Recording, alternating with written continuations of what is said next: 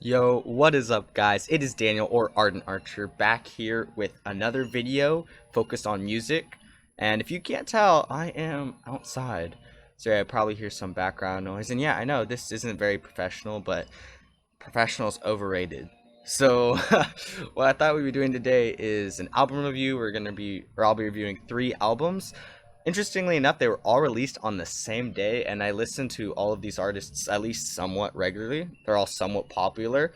And yeah, I thought I'd be reviewing their albums, letting you know my opinions on their songs, some of the stories they tell, and then I'll be rating them on a scale of 10. Without further ado, let's begin. I originally typed all this out, but I'm now just going to be pretty much reading what I wrote, and yeah, hopefully y'all enjoy. So, album number 1 is Folklore by Taylor Swift. Now, this one is very popular because Taylor Swift is popular. If you haven't heard her name, what rock have you been living under?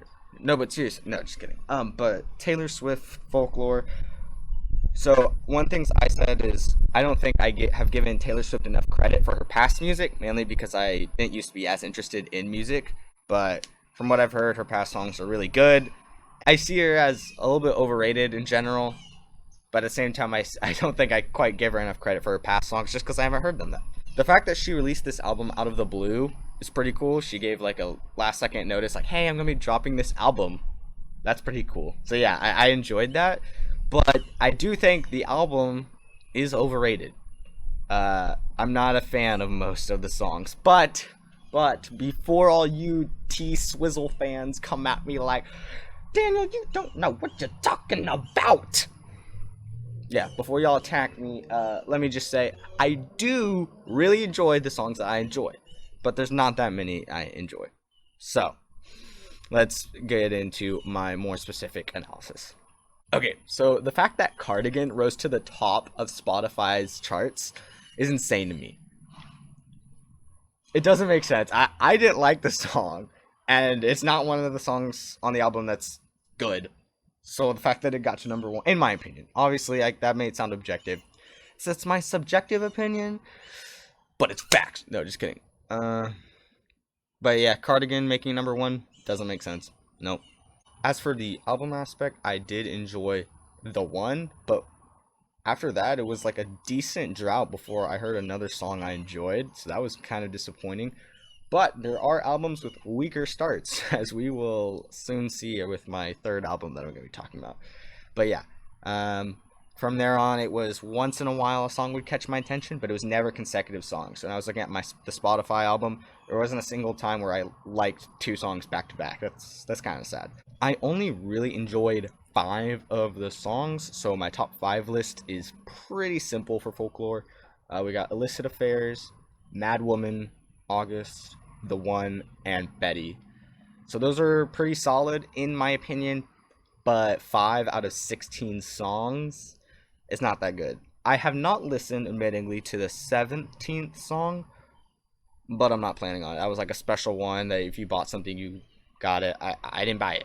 I didn't want to. I'm not going to listen to it, probably.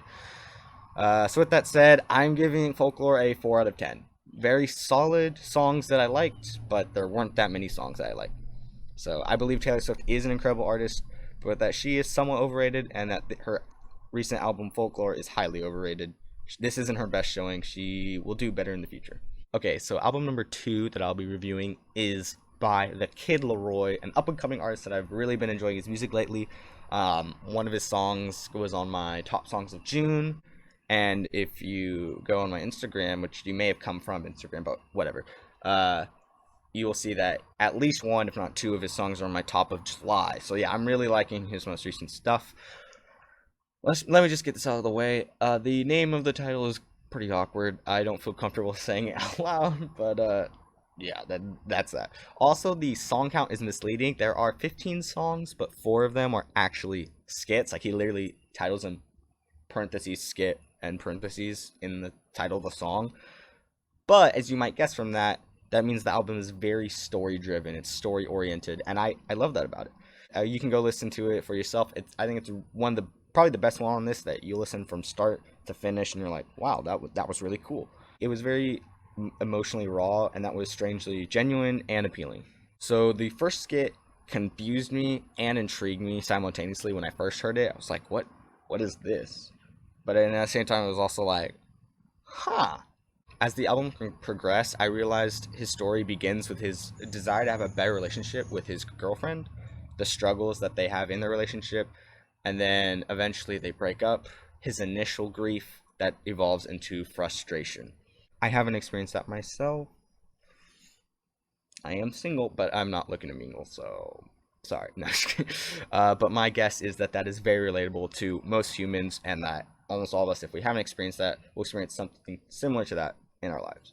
As for the songs on the Kid Leroy's album, they're so good. They're amazing. Yeah.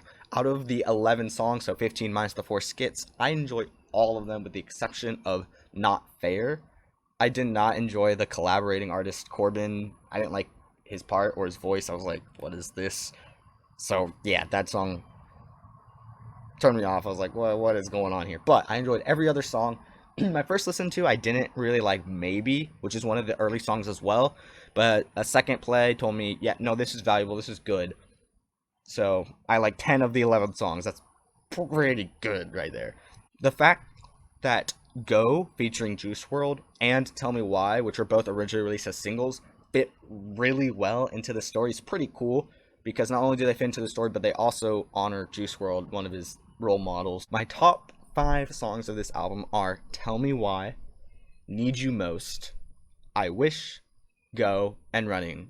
Cross country, go running, ha ha ha ha, get it? Good. No, but actually, those are my 4th and 5th, so that's just kind of funny.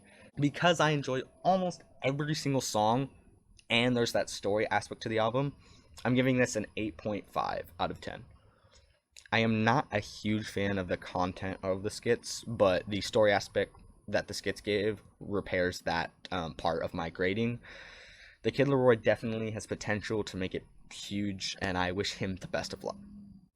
I'm not gonna lie, it sounded to me like I said luck. Like I didn't finish the word luck. And I don't know how to edit that, and I don't want to say it again, so this part's just gonna go in the video as well, and it's gonna be great. My third and final album that I'll be reviewing today is No Pressure by Logic. There are 15 songs on this album.